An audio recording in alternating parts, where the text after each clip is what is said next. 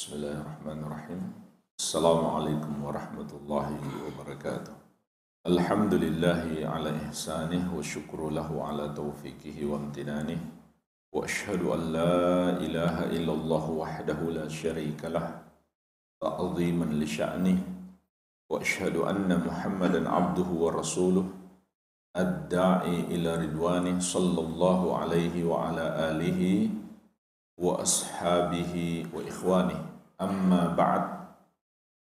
Ikhwani wa akhwati fillah, kaum muslimin wal muslimat rahimani wa rahimakumullah. Kita lanjutkan pembahasan 25 dosa syirik, memasuki dosa syirik yang ke-13. Syirik takut sial, atau kebalikannya merasa beruntung dengan sesuatu yang tidak ditetapkan oleh Allah Azza wa Jalla. Contoh, merasa takut sial dengan angka 4 atau angka 13, dan sebaliknya merasa beruntung dengan angka 10. Maka kedua-duanya termasuk syirik. Dan hal seperti ini masih banyak terjadi, bahkan di kota-kota besar. Orang yang katanya sudah pintar tapi masih percaya hal yang gak masuk akal tersebut.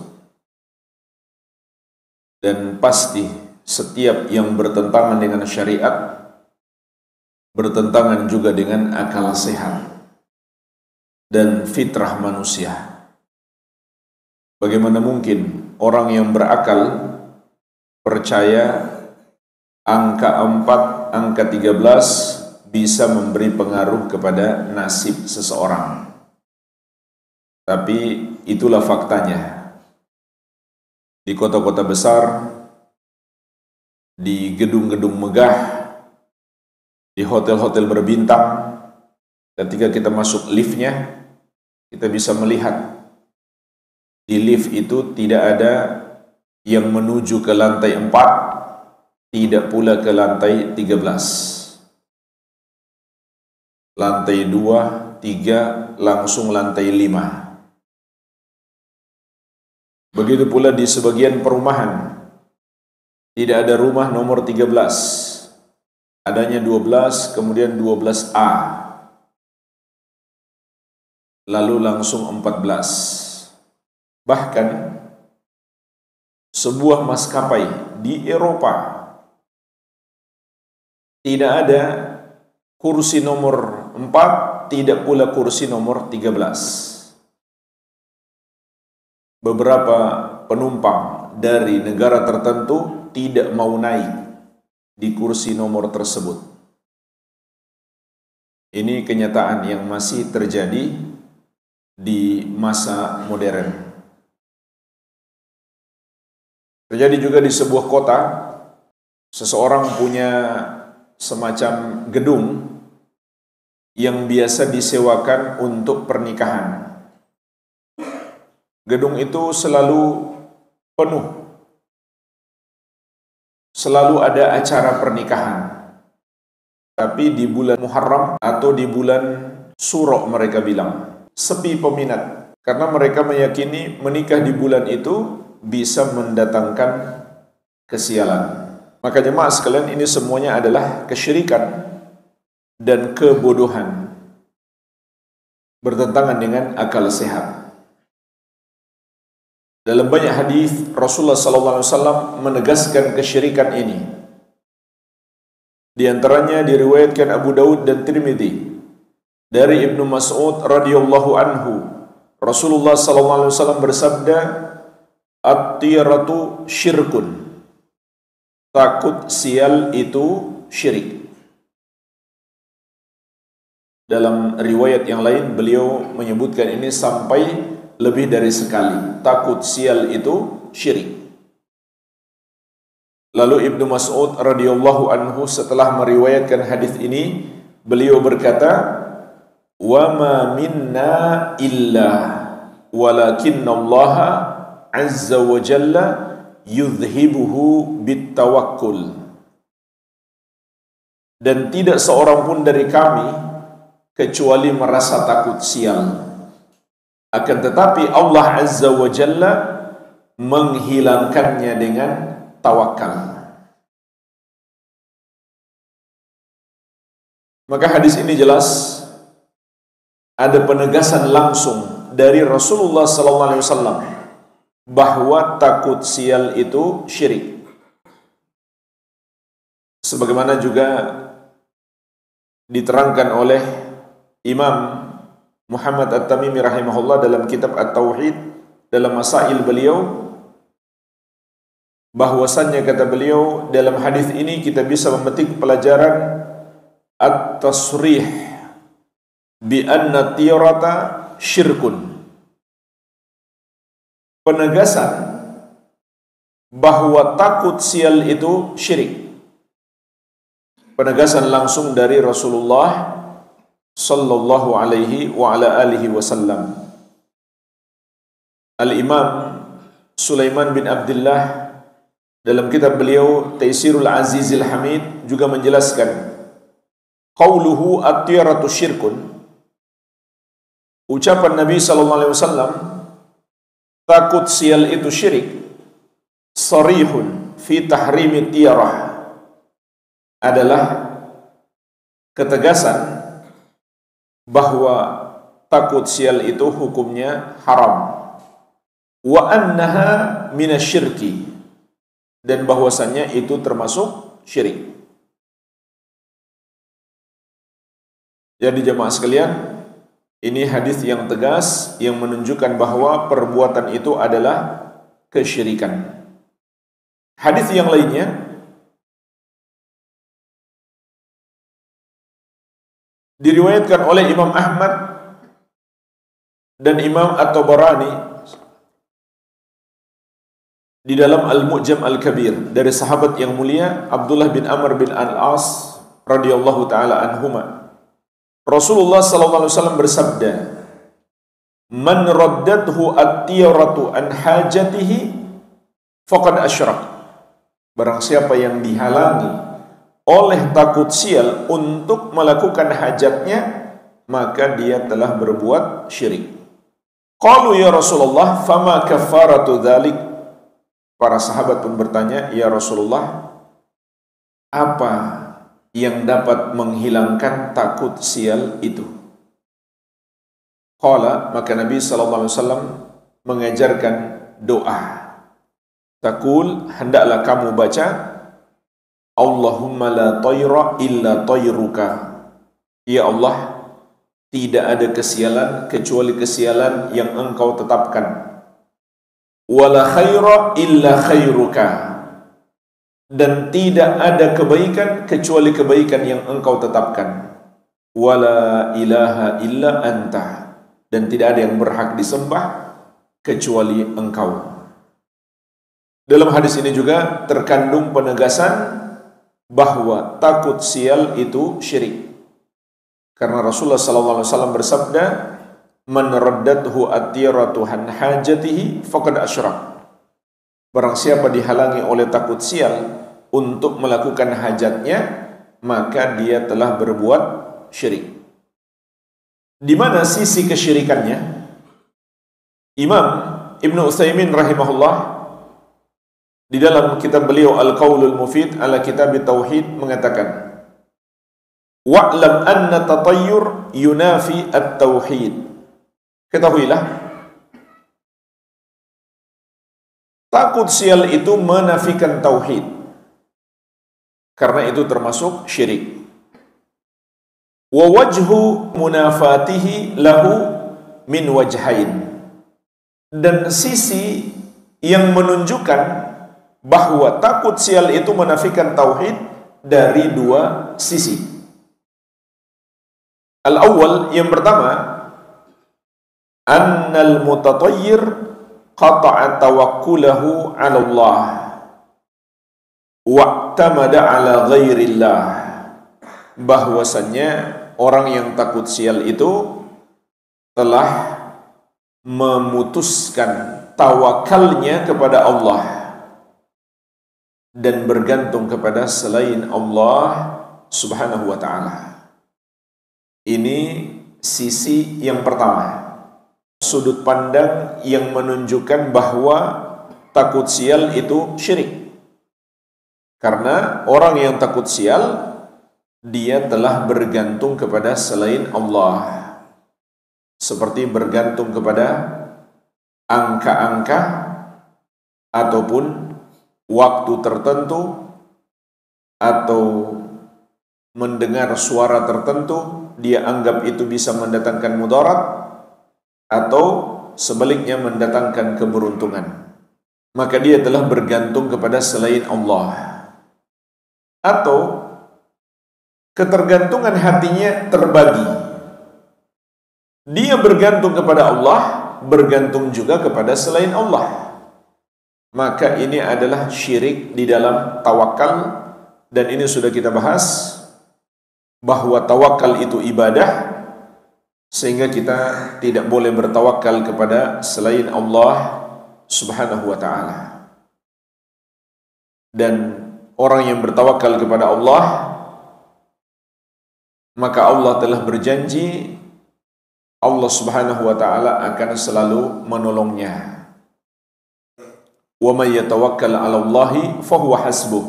Barang siapa bertawakal hanya kepada Allah, cukuplah Allah sebagai penolongnya. Dan juga Allah kaitkan antara tawakal dengan keimanan. Wa 'alallahi fatawakkalu in kuntum mu'minin. Dan hendaklah hanya kepada Allah kamu bertawakal kalau kamu benar-benar beriman. Berarti orang yang bertawakal kepada selain Allah, dia bukan orang yang benar-benar beriman. Maka dia telah terjerumus dalam syirik. Dan juga Allah akan menghukumnya dengan tidak menolongnya. Bahkan sebaliknya Allah akan timpakan kepadanya kebalikan dari apa yang dia harapkan. Sebagaimana Rasulullah SAW bersabda, "Man ta'allaqa syai'an wukila ilaihi." Barang siapa bergantung kepada sesuatu akan dibiarkan kepadanya. Artinya Allah tidak akan menolongnya. Mana mungkin dia sukses kalau Allah tidak menolongnya. Dan di permasalahan syirik jimat, kita sudah sebutkan juga sebuah hadis Nabi SAW mengatakan, "Man ta'allaqa tamimatan fala atammallahu lahu." Barang siapa bergantung kepada jimat, maka Allah tidak akan menyempurnakan urusannya. Jadi ini sisi yang pertama. Mengapa takut sial dihukumi syirik? Karena orang yang takut sial berarti dia bergantung kepada selain Allah Subhanahu wa ta'ala. As-tsani, yang kedua, kata Imam Ibn Utsaimin rahimahullah, annahu ta'allaqa bi amrin la haqiqata lahu. Bahwasannya dia bergantung kepada sesuatu yang tidak memiliki hakikat. Bal huwa wahmun wa takhyilun. Bahkan itu hanyalah persangkaan dan pengkhayalan. Fa ayyu rabitatin baina hadzal amr wa baina ma yahsulu lahu. Karena apa hubungannya antara sesuatu yang dia takutkan kesialannya dengan bahaya yang akan terjadi? Nggak ada hubungan. Seperti misalkan mereka meyakini menikah di bulan Muharram atau bulan Syura itu bisa memberi pengaruh pada kelanggengan rumah tangga. Maka tidak ada hubungan sama sekali. Tidak bisa dijelaskan secara ilmiah. Tidak ada dalil syar'inya dan juga tidak masuk akal. Wa hadza la syakka annahu yukhillu bit tauhid. Ini tidak diragukan lagi merusak tauhid. Dan ini masuk dalam kategori syirik sebab. Meyakini sesuatu sebagai sebab, padahal itu bukan sebab. Sebagaimana sudah pernah kita bahas, syirkul asbab, syirik dalam sebab. Kenapa itu syirik? Karena yang maha mampu menetapkan sesuatu sebagai sebab hanya Allah Subhanahu wa ta'ala. Kita tidak boleh meyakini sesuatu sebagai sebab yang tidak Allah tetapkan. Maka meyakini sesuatu itu sebab kesialan atau kebalikannya sebab keberuntungan, padahal Allah tidak menetapkannya, adalah syirik. Karena hanya Allah yang maha mampu menetapkan sesuatu sebagai sebab. Dan ketahuilah jemaah sekalian, satu-satunya sebab kesialan yang Allah tetapkan adalah perbuatan dosa kita. Sebagaimana di surat Yasin ayat 19. Qalu ta'irukum ma'akum. Para rasul menyatakan kepada kaum yang menentang mereka, kesialan kalian adalah karena dosa kalian. Itulah jemaah sekalian, satu-satunya sebab kesialan. Jadi kalau kita takut sial karena dosa yang kita lakukan, itu bukan syirik. Karena itu adalah benar-benar sebab kesialan. Jadi tidak masuk di dalam syirik sebab. Karena itu benar-benar sebab. Dari mana kita tahu itu adalah sebab? Ada dalilnya. Surat Yasin ayat ke-19. Dan juga untuk membuktikan sesuatu itu sebagai sebab, ada cara yang kedua, yaitu bisa dijelaskan secara akal sehat, secara ilmiah, masuk akal, antara sebab dengan akibatnya punya hubungan. Maka di sini kata Syekh, nggak ada hubungannya. Kalau kita takut sial terhadap sesuatu, itu nggak bisa dijelaskan secara ilmiah. Tidak ada hubungan antara sebab dengan akibat. Kemudian beliau mengatakan, li'anna tauhid ibadatun wasti'anatun. Kenapa takut sial itu merusak tauhid? Karena tauhid itu adalah ibadah dan isti'anah. Memohon pertolongan kepada Allah disertai dengan tawakal.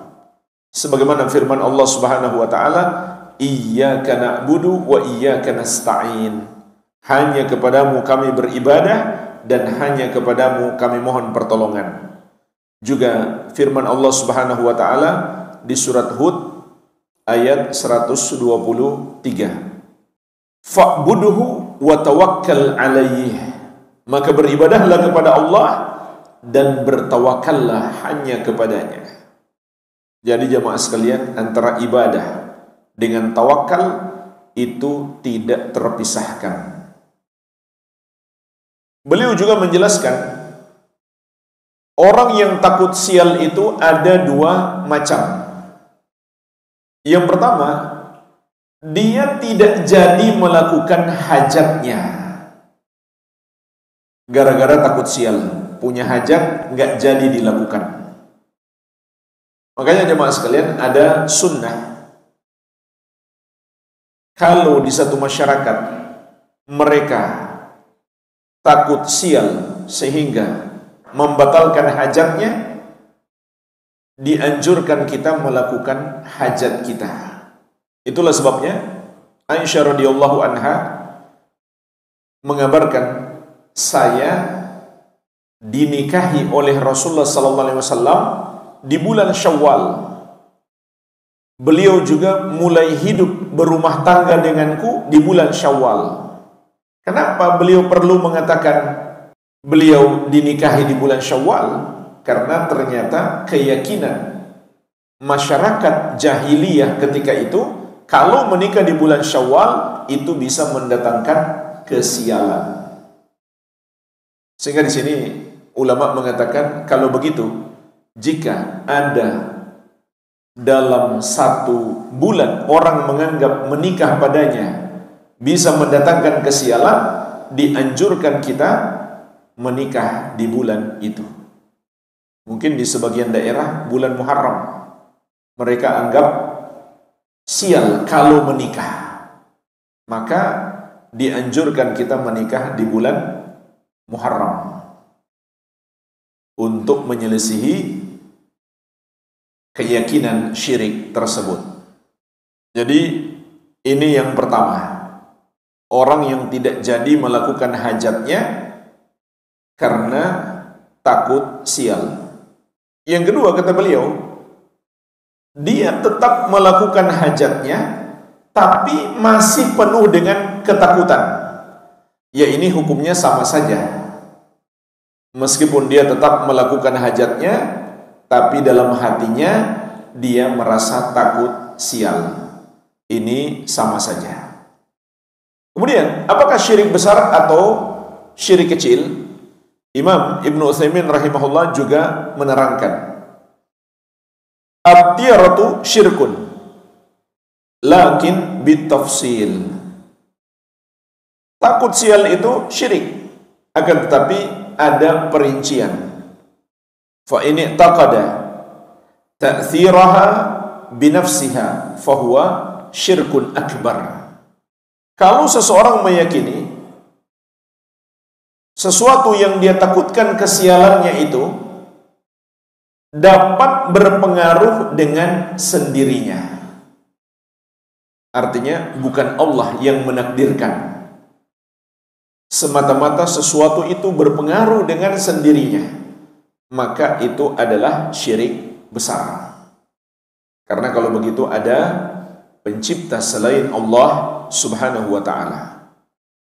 Wa ini taqada annaha sababun fahuwa syirkun asghar. Namun kalau dia meyakini itu semata sebab, Allah yang menakdirkan, sesuatu itu hanya sebab, padahal itu bukan sebab yang Allah tetapkan, maka itu adalah syirik kecil. Jadi dia masih yakin kepada Allah, bersamaan dengan itu dia menetapkan sesuatu sebagai sebab, padahal bukan sebab yang Allah tetapkan, maka itu adalah syirik kecil. Jadi takut sial bisa menjadi syirik besar, bisa menjadi syirik kecil. Kecuali jamaah sekalian, kalau melibatkan dukun, lalu mereka percaya kepada dukun tersebut, maka tidak ada lagi syirik kecil. Seperti mau nikahkan anak, diundanglah seorang dukun yang disebut ahli primbon untuk mempelajari mana tanggal keberuntungan dan mana tanggal sial. Sampai ada yang nggak jadi nikah karena dukunnya mengatakan semua hari sial, nggak ditemukan hari beruntung. Lalu datang dukun yang lain mengatakan, nggak apa-apa, tetap nikahkan saja, cuma ada syarat. Syaratnya menyembelih hewan untuk sesajen. Jadi dia tambah lagi syiriknya. Subhanallah. Ini kebodohan dan kesyirikan. Maka mempercayai para dukun adalah syirik besar. InsyaAllah ta'ala kita bahas lebih detail di poin yang ke-14 di pertemuan yang akan datang. Jadi kalau melibatkan para dukun tidak ada lagi syirik kecil, karena mempercayai para dukun adalah syirik besar.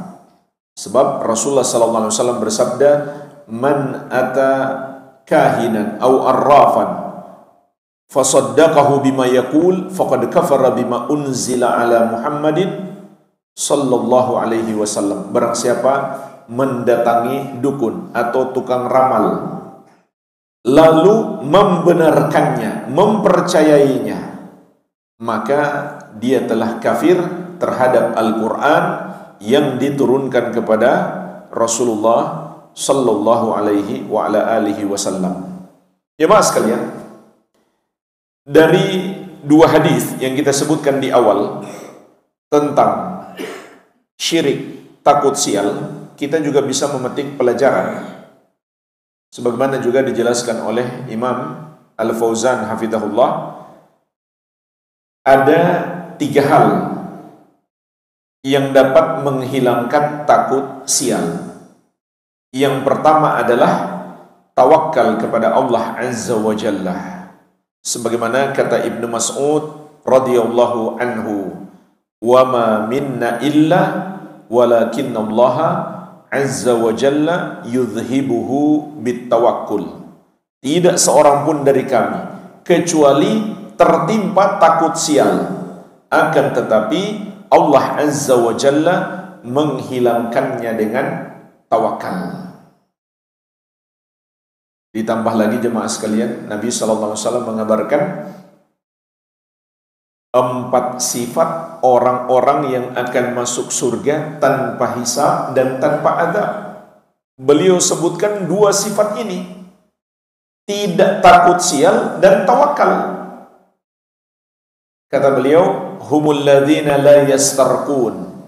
Mereka adalah orang-orang yang memiliki 4 sifat. Yang pertama, tidak minta ruqyah. Para ulama mengatakan, kenapa mereka tidak minta ruqyah? Karena kuatnya tawakal.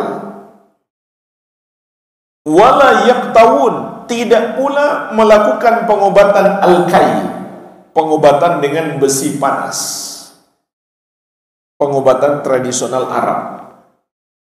Minta ruqyah yang sesuai syariat jemaah sekalian, dan juga pengobatan al-kai itu hukumnya makruh, tidak sampai haram, tapi mereka tinggalkan meskipun mereka butuh diobati. Jangankan pengobatan yang haram, apalagi syirik, yang makruh pun mereka tinggalkan. Kenapa? Kuatnya tawakal. Kemudian yang ketiga, wala yatatayyarun.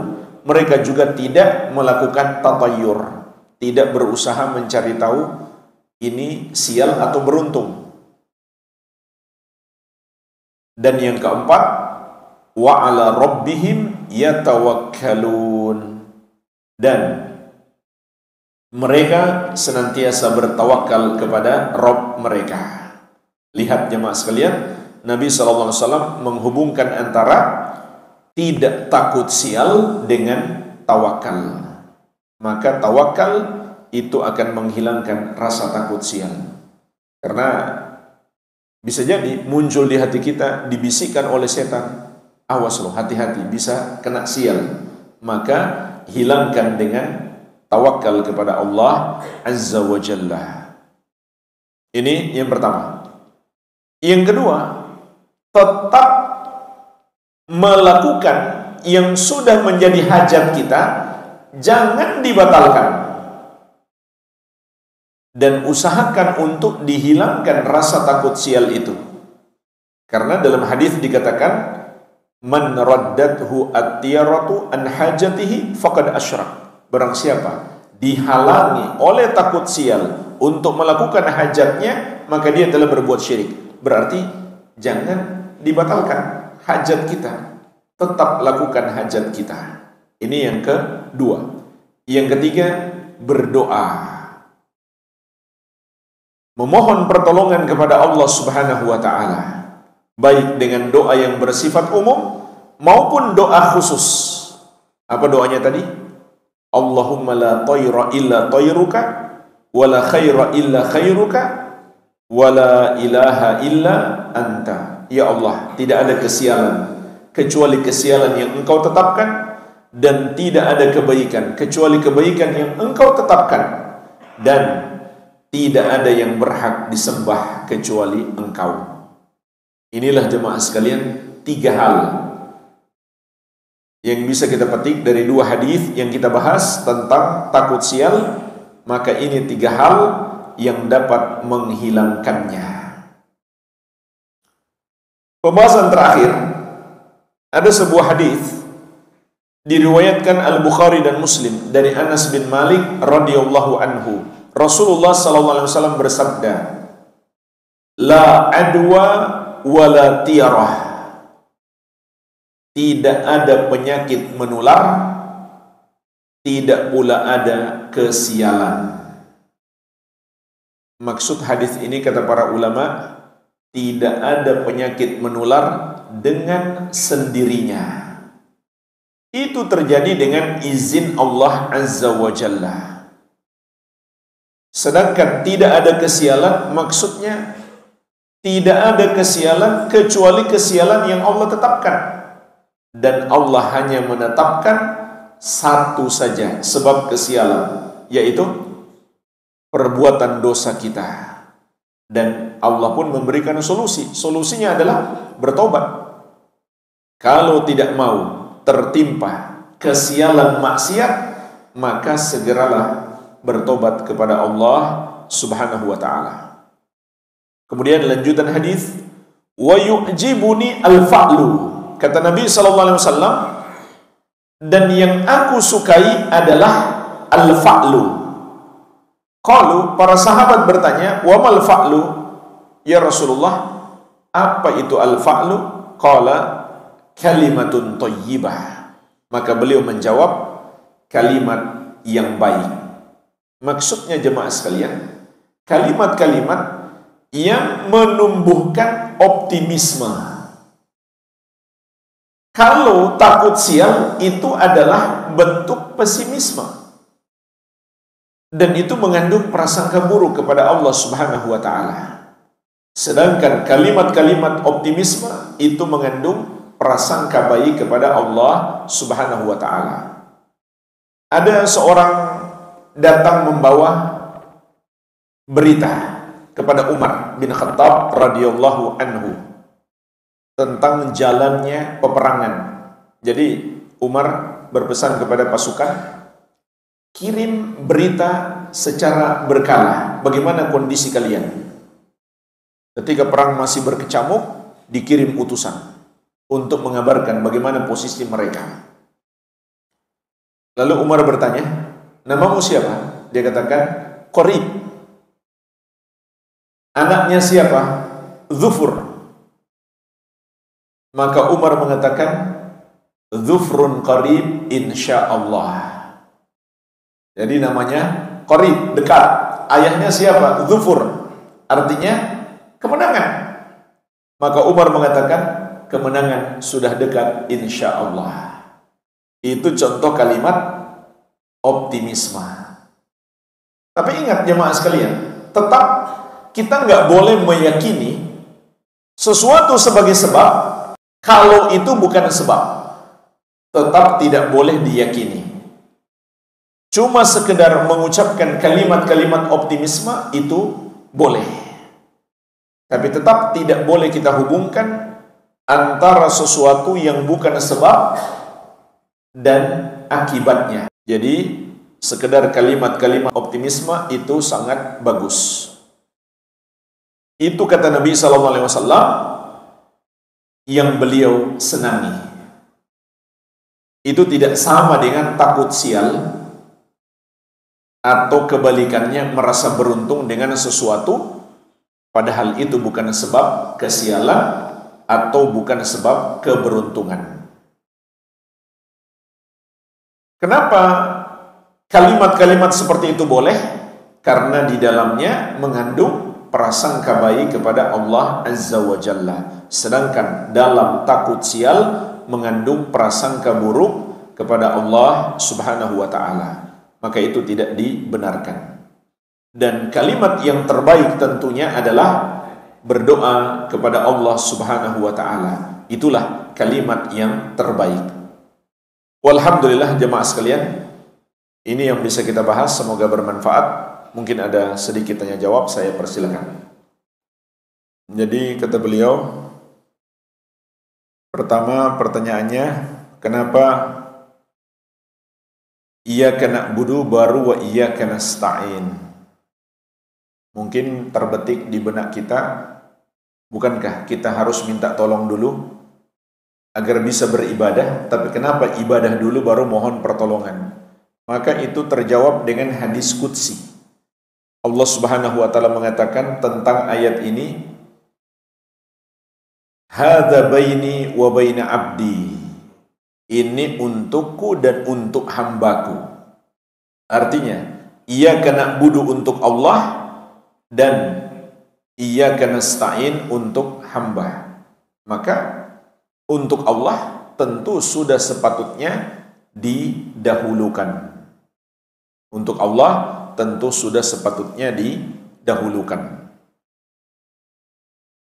Dan juga para ulama menjelaskan, setelah iyyaka na'budu kemudian disusul dengan wa iyyaka nasta'in, itu sudah menunjukkan bahwa kita nggak akan bisa beribadah kecuali dengan pertolongan Allah Subhanahu wa taala. Sebagaimana juga firman-Nya, walaula fadlullahi 'alaikum wa rahmatuhu ma zaka minkum min ahadin abada. Kalau bukan karena anugerah dan rahmat Allah kepadamu, tidak seorang pun darimu yang dapat mensucikan diri selama-lamanya. Mensucikan diri maknanya menjalankan perintah Allah dan menjauhi larangannya. Rasulullah sallallahu alaihi wasallam bersabda, laulallah mahtadaina wala sumna wala sallaina. Kalau bukan karena Allah, kita tidak akan dapat hidayah, tidak pula bisa melakukan puasa, tidak pula bisa melakukan sholat. Pertanyaan yang kedua, membenarkan ibadah kepada selain Allah. Ya, itu syirik, itu kufur. Membenarkan kekufuran adalah kekufuran. Sebagaimana firman Allah Subhanahu wa taala, wa qad nazzala 'alaikum fil kitabi an idza sami'tum ayatillahi yukfaru biha wa yustahza'u biha fala taq'udu ma'ahum hatta yakhudu fi haditsin ghairi innakum idzam mithluhum. Sungguh Allah telah menurunkan kepadamu di dalam Alkitab, apabila kamu mendengarkan ayat-ayat Allah diingkari dan diperolok-olok, maka janganlah kamu duduk bersama orang-orang yang melakukannya sampai mereka memasuki pembicaraan yang lain. Kalau kamu bersama mereka, kamu kalau begitu sama dengan mereka. Kenapa dia disamakan dengan mereka? Karena kehadirannya di tempat itu menunjukkan dia meridhoi atau menyetujui perbuatan mereka. Sehingga kata Imam Al-Qurtubi rahimahullah dalam tafsir beliau, ayat ini menunjukkan ar-ridho bil kufri kufrun. Meridhoi kekafiran adalah kekafiran. Dan Imam Muhammad At-Tamimi rahimahullah dalam risalah Nawaqidul Islam juga menyebutkan, man lam yukaffiril musyrikin aw syakka fi kufrihim aw sahhaha madhhabahum kafara ijma'an. Barang siapa tidak menganggap kafir orang musyrik, orang yang menuhankan atau menyembah kepada selain Allah, atau ragu dengan kekafiran mereka, atau membenarkan kekufuran mereka, maka dia kafir berdasarkan ijma', sepakat ulama. Tidak ada perbedaan pendapat. Jadi orang yang membenarkan penyembahan kepada selain Allah, sepakat ulama, dia menjadi kafir, murtad, keluar dari Islam. Karena berarti dia tidak meyakini la ilaha illallah. Kalimat la ilaha illallah kita sudah tahu semuanya maknanya, la ma'budu haqqun illallah. Tidak ada yang berhak disembah kecuali Allah. Maka orang yang membenarkan penyembahan kepada selain Allah, berarti dia mendustakan la ilaha illallah, sehingga Islamnya batal. Wallahu a'lam. Ada pertanyaan lagi? Jadi yang pertama tentang gunting pinta, memecahkan kendi dan menerbangkan burung. Apakah itu termasuk syirik takut sial? Jawabannya tergantung keyakinan. Kalau dia tidak punya keyakinan apa-apa, berarti tidak termasuk di situ. Cuma minimalnya ini pemborosan harta.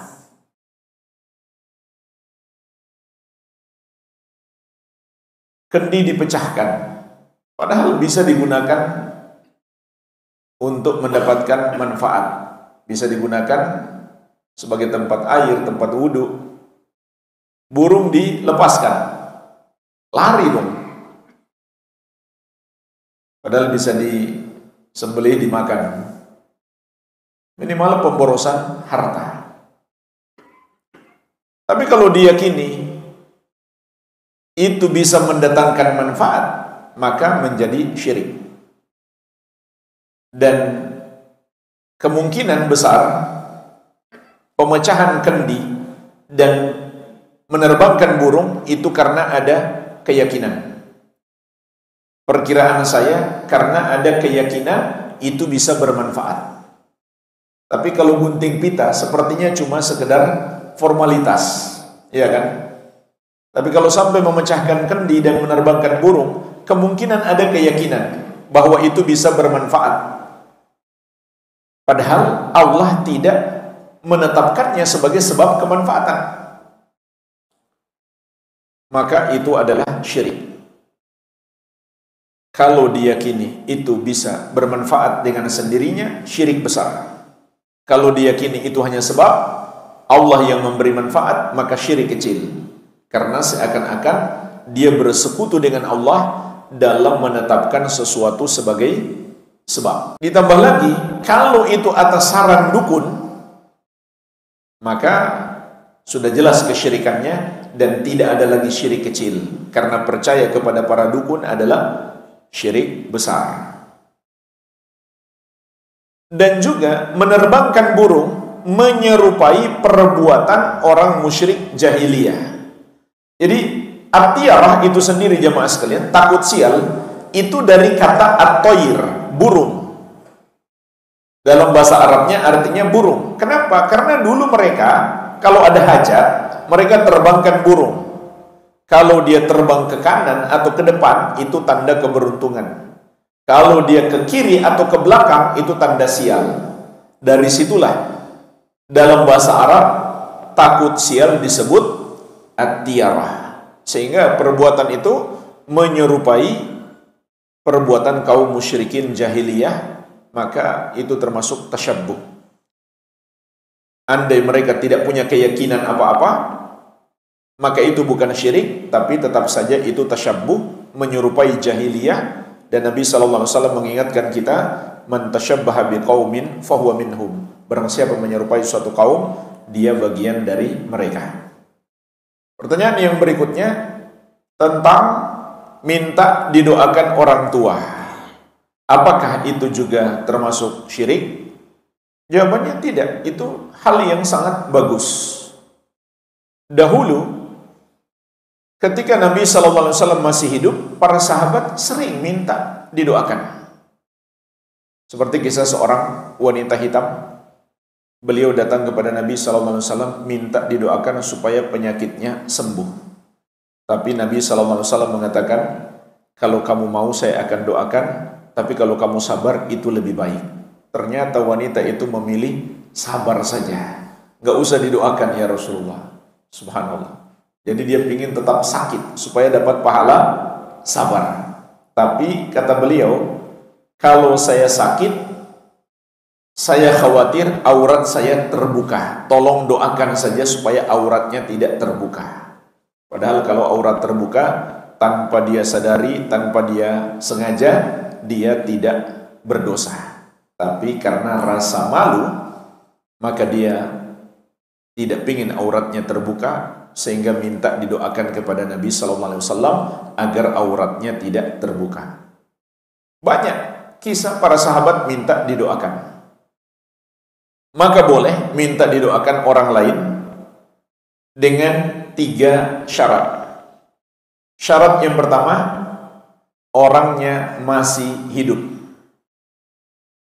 Meminta kepada orang mati adalah syirik. Karena seakan-akan dia maha mendengar doa.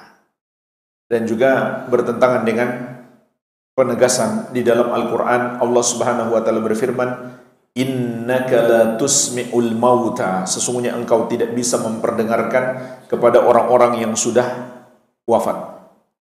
Wa ma anta bimusmi'im man fil kubur, dan engkau tidak bisa memperdengarkan kepada mereka yang ada di dalam kubur.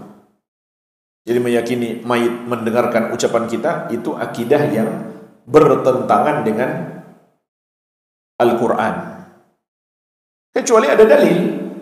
Contoh, mayit mendengar langkah-langkah kaki saat orang-orang meninggalkan kuburannya. Itu kita yakini karena ada dalilnya. Dan yang bisa mendengar itu bukan hanya mayit yang muslim, yang kafir pun dia bisa dengar.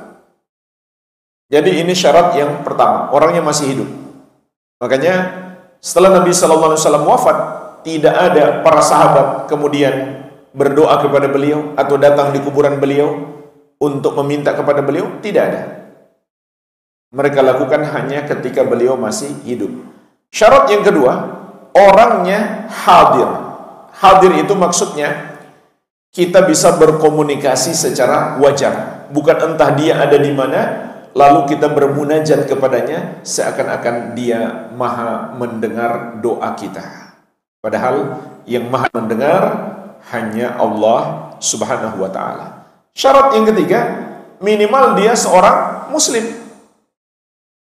Karena kalau kita minta didoakan orang kafir, itu sama saja kita menyetujui perbuatan dia berdoa kepada selain Allah Subhanahu wa ta'ala. Makanya ini juga sekaligus koreksi ucapan pembawa acara. Misal biasanya, ayo kita berdoa menurut agama dan kepercayaan kita masing-masing. Ini ucapan kufur.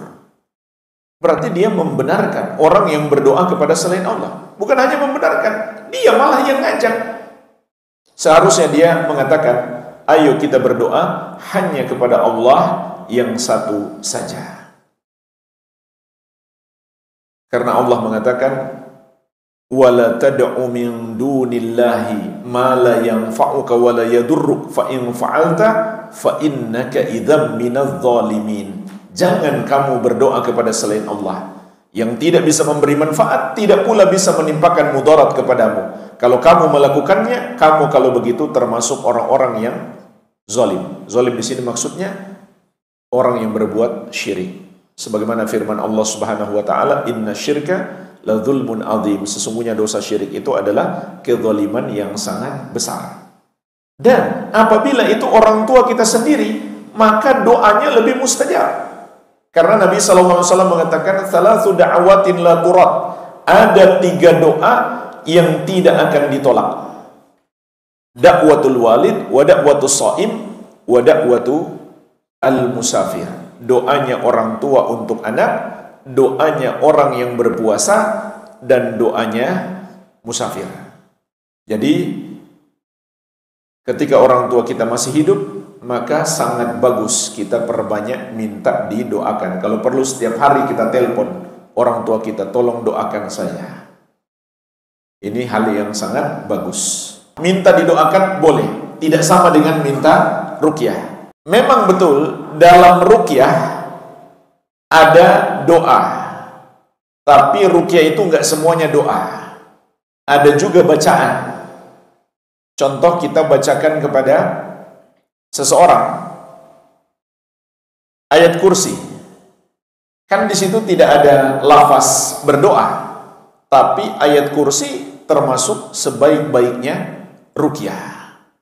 Jadi minta didoakan sunnah, karena Nabi SAW sendiri dimintai doa oleh para sahabat ketika beliau masih hidup. Dan juga para sahabat, kalau ada orang mau pergi haji dan umroh, mereka minta didoakan. Jadi kesimpulannya, minta didoakan boleh. Dia tidak sama dengan minta ruqyah. Karena ruqyah bukan sekedar doa di dalamnya.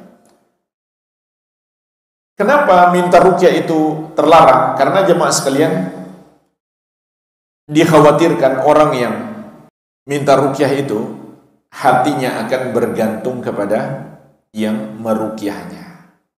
Karena itu tadi, yang meruqyah itu yang dia lakukan bukan semata-mata berdoa kepada Allah. Dia juga membacakan ayat dan meniup. Ini juga cara meruqyah yang disunnahkan. Dibaca kemudian ditiup kepada orang yang sakit. Wallahu alam. Semoga bermanfaat. Lebih dan kurangnya saya mohon maaf. Wabillahi taufik. Subhanakallahumma bihamdik. Asyhadu an la ilaha illa anta astaghfiruka wa atubu ilaik. Wa sallallahu ala nabiyyina Muhammadin wa alihi wa sallam. Walhamdulillahi rabbil alamin. Wassalamualaikum warahmatullahi wabarakatuh. Al-Amwa menemani ibadahmu juga hijrahmu.